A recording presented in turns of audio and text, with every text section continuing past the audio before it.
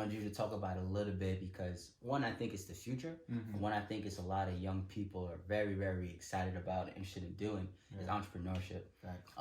But what's also scary, as you know, in anything, when we used to play football, there was the fake athletes, there was the people who were actually working hard. You know what I mean? I think the same thing with entrepreneurship. There's a kind of, a lot of people are interested in it, but a lot of people are kind of just, some people are starting LLCs, but then that's just it. Yeah. And a lot of people start things, but then a year later, you check back in on that thing they started and they're no longer doing it. Yeah. You know, there's no, the consistency and all that, it's lacking, but it's a trend and it's cool to say, I'm an entrepreneur. So I want you just the good, the bad, the ugly, pain, the tears, the happiness of what that journey was like coming from Jersey and leaving corporate and going into entrepreneurship. Yeah, definitely, bro. You know, I was working so hard with Northwestern. I still am, you know what I mean? And what it taught me to do is, you know, as I was out there helping other people make their dreams come true, you know what I mean? I like that. I said I have to come do the same things for myself, right? With you know, just being a financial advisor was, you know, a great life for me. But that was just the beginning of my journey. You know what I mean? So I was like, cool, I'm gonna take this, and if I could do this for this company, because I started to learn how the company makes money. I'm like, cool, I'm making great bread. I said, but the guy above me is making what? And then the guy above him is making what? You know what I mean? So I said, man, I got to do this for myself also, right? Everything's about a blueprint. And once you figure out your system, you figure out a blueprint, you're good. John Gazakis, again, to go back to him, the many lessons that he taught me, he goes, people don't run businesses. Systems do. People run the systems. You know what I mean? Yeah. People run systems, and systems make your business work. If you let, there's a song by Nip, right? You know, I'm a huge Nip fan, and he put in one of his songs that, you know, it's not the workers who are going to be the most powerful people of the world. It's the people who build the blueprint.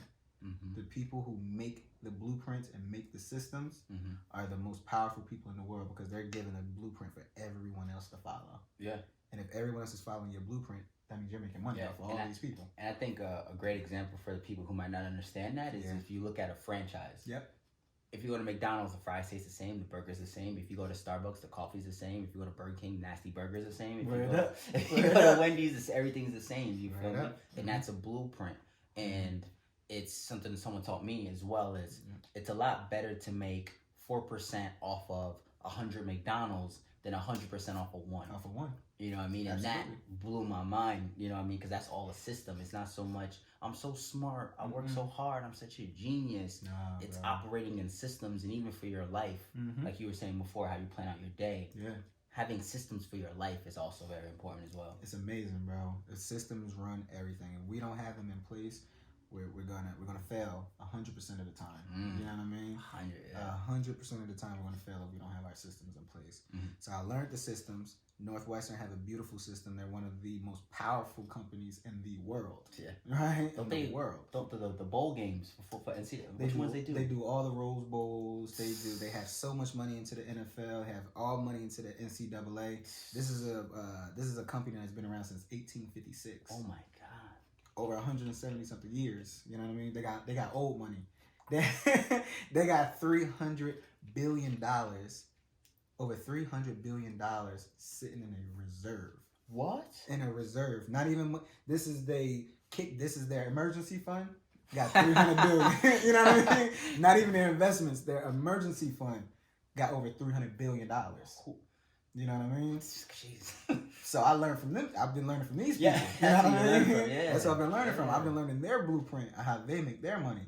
And I said, cool, once you have a blueprint, you can pretty much put any product to it. You know what I mean? Because the blueprint is all about people and skill building. It's all about clientele building. You know what I mean? So then once you have that, you could tweak that to any industry. I love that, bro. So we gotta touch on both those, please. Absolutely, bro. It's so important to be able to deal with people and then to be able to build a clientele. So there's different ways you can do it. You can do very transaction, right? There's transactional businesses, and then there's client building businesses, right? When you do a transaction, you could I could probably give you something I'll probably never see you again. Okay. But as a client of mine, I can see you now. You'll probably get something from me. I see you in 6 months. We build a relationship. You probably get something else from me. Right? see you another year after that. You're like, man, I'm familiar with this guy. Mm-hmm. You get something else from me. Mm-hmm. Another 6 months after that, yeah, I'm really good. You get something else from me. You feel me? Yeah. So now I'm taking one person, and now you'll be getting something with me mm-hmm. for the rest of your life, right? You are a residual income for me at the moment. Mm-hmm. My clientele or anybody's clientele, if you keep having this person come back, that is a client that is residual income. Mm-hmm. And if you don't know how to build clientele, mm-hmm. that's, more than likely your business is going to fail. And I think the two things that you said are really powerful, because I think the two things are the two things people don't want to do. People don't want to develop themselves, and people don't want to learn how to deal with people. That's it. But it's like those two things will make you wealthy. That's it. Those are the two things, because everything is based off of human behavior. The stock market is based off of human behavior. Oh my gosh, bro. There's nothing special that any company does, that any financial advisor does when it comes to the market. It's all about us. All about the consumer. The consumer drives the market. Mm-hmm. If the consumer says that this is bad, guess what? That thing is going to do terrible. Mm-hmm. If the consumer is saying this is good, guess what? That thing is going to go through the roof. And how do you try to see or try to predict what things are going to do well? You got to know people. You got to know the trends of people. You got to know where people are liking. You got to know where people mindsets are going. Mm-hmm. And once you learn that, that's when you have a better idea of how to plan out your money and invest. You know what I mean? Yeah. Because everything is unpredictable. People are unpredictable. Mm-hmm. So you got to be able to learn people, and you got to be able to deal with people. The only way you're able to learn people is to deal with people. Deal with people. You get know what I mean? better at it. Because I think sometimes what I see with people is they fall into that, well, this is just the way I am, and I'm not going to change. But I heard something good. I love TD Jakes. I be watching his videos on YouTube. Man. He said once, he was like, people love to say that this is just the way I am. But he said, but what if the way you are isn't working? Do you have the courage to change that? Yep. You know what I mean? Yeah. The most successful people are the ones who adapt to change. Mm-hmm. You know what I mean? And that's something that sticks in my mind, right? The people who stick into their ways, eventually you die out, mm-hmm. right? You think about older companies, Radio Shack. You know what I mean? But Best Buy could have bought Netflix. Absolutely, bro. You know why? Because these important companies, Apple is so huge because they continue to adapt. You know what I mean? Any place or any entrepreneur, any system that continues to adapt, you know what I mean, and change their ways and change with time, because people change is inevitable, right? Those are the ones who are going to be the most successful. Mm-hmm. And usually when people don't change their ways, is one, pride, and two, laziness. You know what I mean? You're too prideful to understand that things are changing, or you're too lazy to learn a new way of things. You know what I mean? And eventually you die out. You get complacent, and someone else, the next big dog, is going to take over. You know what I mean? And so I took those things and I said, you know what? I'm going to go start my own stuff, right? As you know, I have a tourist agency out in Miami, right? And I remember my mom was in Turks and Caicos chilling. I told you my mom be chilling. Yeah. she was in Turks and Caicos. I'm in the office. She called me, Khiry, all this loud noise in the back. You should see this bike-looking, party-going, whatever thing on this island. It's so dope.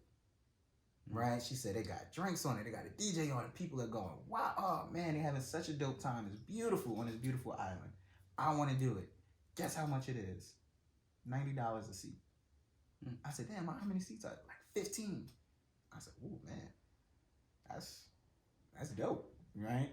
So she's like, this is something that we should get into. Now, of course, at the time, I have, me and my family have about 30 acres of land out in Virginia that me and my brother own, and we was dealing with a lot with real estate. Of course, I started learning stocks, and then, like you said, I started going to real estate, right? My mom has been a real estate mogul for over 20 years, you know what I mean? That's where she got a lot of her assets in, and so, of course, she was teaching me the game of real estate. And so, of course, once I started making some money and things like that, I said, cool, me and my brother, let's go get into some real estate.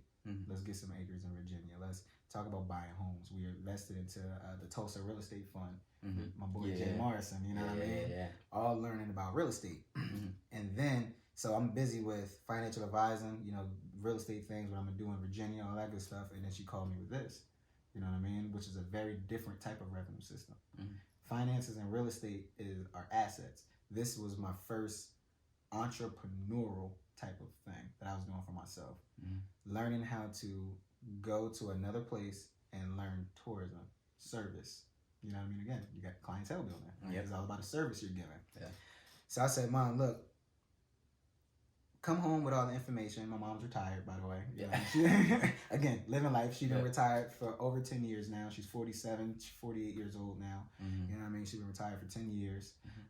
So, you know, I said, Mom, look, work with me in my businesses, and we could take this thing over. You're too smart to die down, right? Figure out what we need to do with these bikes and how to get them to America, right? Probably took her about 2 months. Mom's a genius. My mom's a genius. Yeah, I already know your mom. She be on the time she be on. Took about 2 months, right? I remember she came into my office. Drop a foul on my desk, and I'm like, what is this? Open it. It's every single thing about these party bikes. Anything, where they were made, how long they've been into America, where can you get them from, how can you get them made, all that good stuff.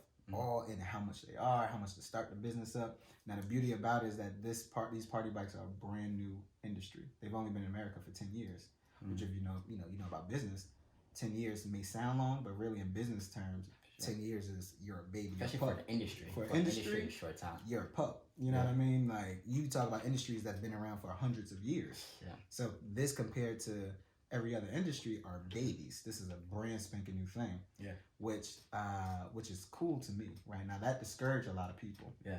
You know what I mean? That discouraged a lot of people.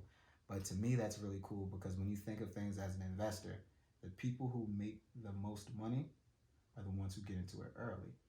The people who make the most money, like Nip said, are the ones who create the blueprints, right?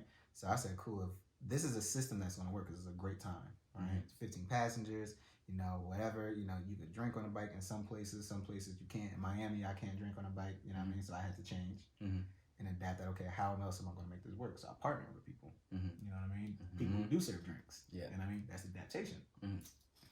So I'm like, cool. If I could build the system around this, if I could build a blueprint around this of a brand new industry, we could make this thing pop, right? So I had became the youngest party bike owner in the world and the first black-owned party bike in the world. Yes. You know what I mean? And it was crazy. When I started back in 2018, and my experience with it was wild. So while I was getting everything together, you know, I said, where can I put these things? Right? Everything else is about location. I thought of LA. I had connections in LA. Thought about New Orleans. I got a bunch of connections in New Orleans. And I've been going to Miami since I was like 18 years old. You know what I mean? And one thing about Miami is that it is so cutthroat down there and so political. And you really have to be in the know, right? And you have to know the right people. It's all about who you know in Miami. How can you connect with people in Miami? Because they make their own rules. Like, whatever happens in the rest of the world, don't matter. If you go to Miami right now, there is no COVID. COVID don't exist in Miami. COVID what? We don't go by the same rules as the rest of the world. You know what I mean? And that's the case for everything. You know what I mean? Yeah. So I got down there, and the biggest thing I said was, if I can make this work in Miami, if I can do this here, where it's one of the hardest places to own a business, there's so many businesses that pop up in 6 months, they're gone. You start a business in Miami, 7 months, they're gone. If you're there with a year or more, like, you're being very successful in Miami. Wow. You know what I mean? Wow. I'm going on 3 years down there. You feel me? Yeah. We running it, right? But it's all about if you're able to withstand. People give up all the time. So I said, if I can go there and we can create a blueprint and create a system here in Miami, I can take that and duplicate it all over the world, really. Yeah. Just all over the country, then all over the world. I have 20 places already laid out that I'm going to try to drop these bikes. Miami was my first, right? So I've been down there, bro. And like you said, bro, it was a struggle at first, right? I got, took my money that I've saved up over the past, I guess at that time I was working at Northwestern for about 3 years. Just put my money away, put my money in investments. I believed in the vision that me and my family had. I told my brother, hey, look, you go work as a state trooper. Someone needs to have stability in this. You know what I mean? Again, it's all about building your dream team. And time out. Because I think that's That's a major key that I don't want to walk past. Yeah, of course. How was it? What was the process of creating that family vision? Yeah, bro. It was everyone just had to be on the same accord. The excitement, the hype, and most importantly, the trust. Mm-hmm. You know what I mean? Trust is a huge factor. A lot of times people say you shouldn't get into business with family. Mm-hmm. You know what I mean? And I could see why they would say that. Mm-hmm. But my family is such a unit, right? Mm-hmm. We move like a pack. You know what I mean? We move as a unit, and one man does their one thing, right? The 111th, as Don used to tell us, right? Do your 111th. Mm-hmm. Do your job. We all have a specific job. My brother is not entrepreneurial at all. Randall is not entrepreneurial. Yeah. He don't got an entrepreneurial drop in his blood. Yeah. You know what I mean? But I am. Mm-hmm. But Randall's a worker. Mm-hmm.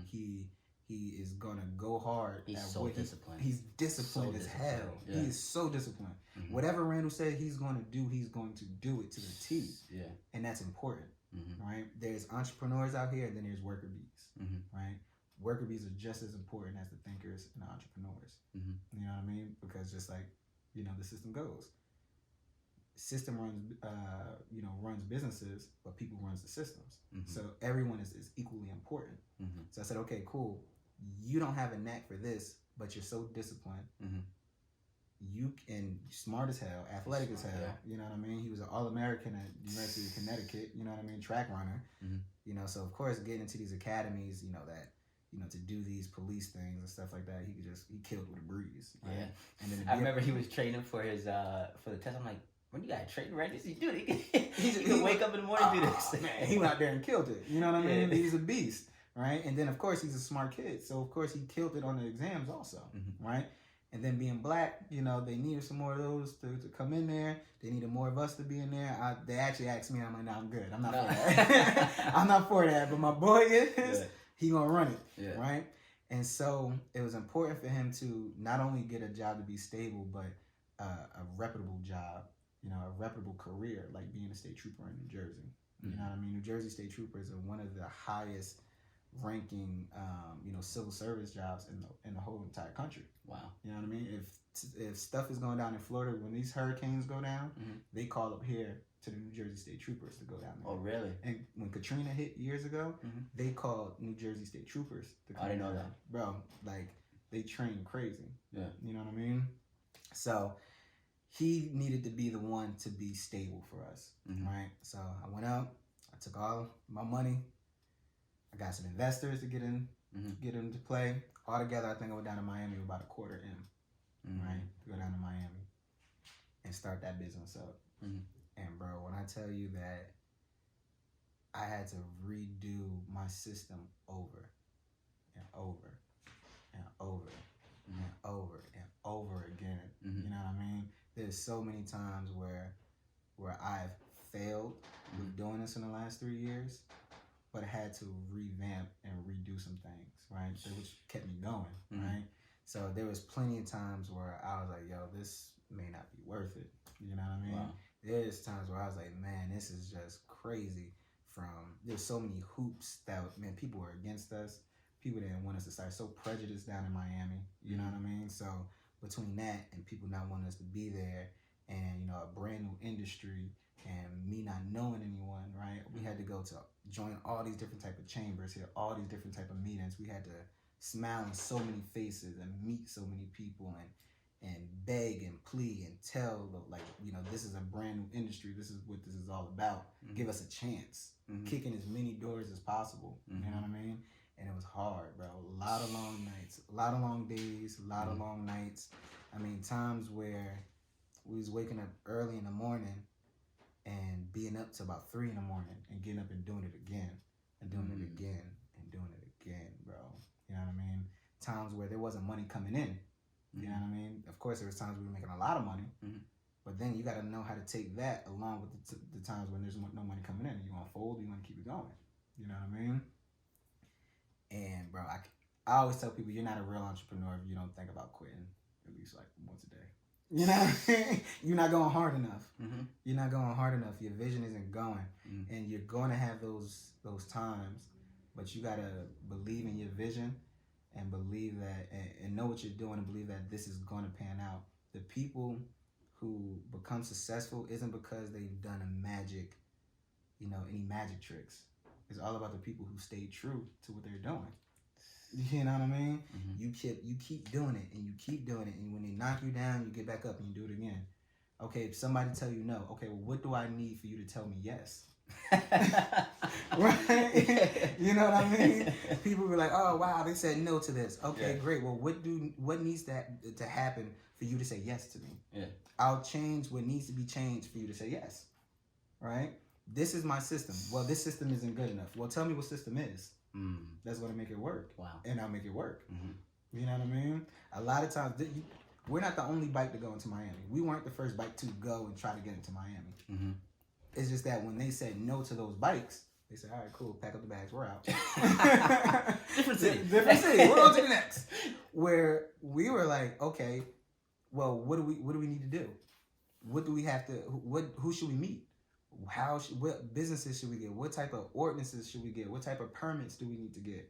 Right? What do we have to do for you to say, yeah, we were undeniable? You know what I mean? To the point where they couldn't say no. We just wasn't taking no for an answer. And then eventually, man, we just became a hit. Right? People started loving us out there. People see the bikes and started going crazy. You know what I mean? They saw what we had going on and started going bananas. And then, of course, the bikes are still evolving. I have some real cool things coming up with that. That's going to be dope, right? Continuing to change. I bought an advertisement for the bikes. Then I started getting into boats. And then I started getting into club scenes. And then I started getting into real estate to make a whole tourism hospitality group. So now, my vision for, my business recycling is when people come to Miami, and people do this all the time, people just hit me up. When they think of Miami, people think of Khiry. Yep. You know what 100%. I mean? When people around here think of Miami, the first thing we'll be in Miami next month. Every time someone tells me they're going to Miami, the first thing, I send them your Instagram page, I send them the recycling page, I tell them who you are. It's the first thing I do. Because you were doing that because you see how hard I go at this, right? You see, I'm constantly putting out to people that this is what we're doing. We're doing this in Miami. We're doing this in Miami. So now when people say Miami, you're like, cool, this is Kai. Yeah. You know what I mean? And when we're able to really get those things going, and when you're really able to put yourself out there like that, people are going to remember. And so, my thing is when people come out and hit me up, I want to be able to take care of your whole experience in Miami. I'll give you a place to stay. We'll do some boats. I see you doing, you know what I mean? We'll do some boats. We'll do a bar crawl. You know what I mean? We'll get on a party bike. We'll do some tourism. You know what I mean? I'll do itinerary for you. We hit the different restaurants with partners of mine. You know what I mean? I'm trying to take care of a whole experience when people come down to Miami. I'm not just a party bike where people came down there and just wanted to do for the rides. Nah, that just pays the bills. Remember, I'm in this to be wealthy. Yep. Right? Rides pays the bills, but the advertisement, the boats, all those things would make me, it's going to make the business wealthy. You know what I mean? And so to be able to change and adapt and continue to do all those things have made me grow in that industry. If it was just about the party bikes, if it was just about trying to drink on the bikes, you know what I mean? Yeah. And not having to adapt to those rules down there, I would have been out of Miami. I'd have been gone. They would say, you have to get up out of here. But my ability to be able to change and my team's ability to be able to change and say, okay, cool, we can't have drinks on a bike. There's a lot of places to drink in Miami. Let's partner with these people. Again, you got to be able to be good with people. Yeah. Now I've had to go to these bars and these restaurants and these clubs and then explain what we're about and be able to connect with these people on a different level to be like, we believe in this. Give me a shot. You know what I mean? And now when people come to Miami, instead of drinking on a bike like they can out in Nashville or something like that, they'll go on the bikes with us. I'll take them to 3 different locations. It's an hour-and-a-half tour, right? I take them to 3 locations. They get their drinks inside at these places. You know what I mean? So now I'm helping these people with their money. You know what I mean? Not only am I bringing, giving my customers an experience, but now I'm bringing revenue to these different places. I don't want to be your competition. Let's be out. Why can't we all be friends? Yeah. You know what I mean? Yeah. Why can't we all be friends? You know what I mean? I don't want to compete against you. Yep. I don't want people to say, I'd rather drink with recycling. No. I'd rather you say, I need recycling to bring people to drink with me. Now we're all buddies. Yeah. We're all in this together. Yeah. I get my money, you get your money. Yeah. You know what I mean? There's so much money out here for everybody. We don't got to be selfish. Yeah, and that's the thing. I learned that recently about wealth. I think there's a mindset of like, you can have and I can't. But I try to tell people, like, in a real sense, wealth isn't real. No. It's made up. So it's because it's made up and it's imaginary, we literally all can have it. Yeah. Like, they literally have a computer with a chip that just says, this is the amount of US dollars in circulation. It's like, because that's being done, we all can have a part of it, you know? They're going to keep printing money. Yeah. They're going to keep printing it. They're going to keep putting it out there. Yeah. If they're going to keep printing it, I got to keep going after it. Yeah. You know what I mean? I'm not going to worry about how much debt the country's in because they're going to keep printing more and more bills. Now they're talking about putting more bills with Harriet Tubman on it. What? They're going to keep printing it. You know what I mean? Joe Biden talking about put Harriet Tubman on a $20 bill. They're going to keep, now they got to print so many more 20s. Yeah. They're going to keep printing these dollars. Yeah. You know what I mean? So there's enough money to go around. They're not going to take the old ones back. What? Come on now. You just gonna put some more back in there. You know how many different hundreds are out there in the world? Yeah. The old hundreds, the blue strips. There's so many different $100 bills because they're just gonna keep printing it. You know? And so we gotta make sure that we understand that there's enough money for everyone out here.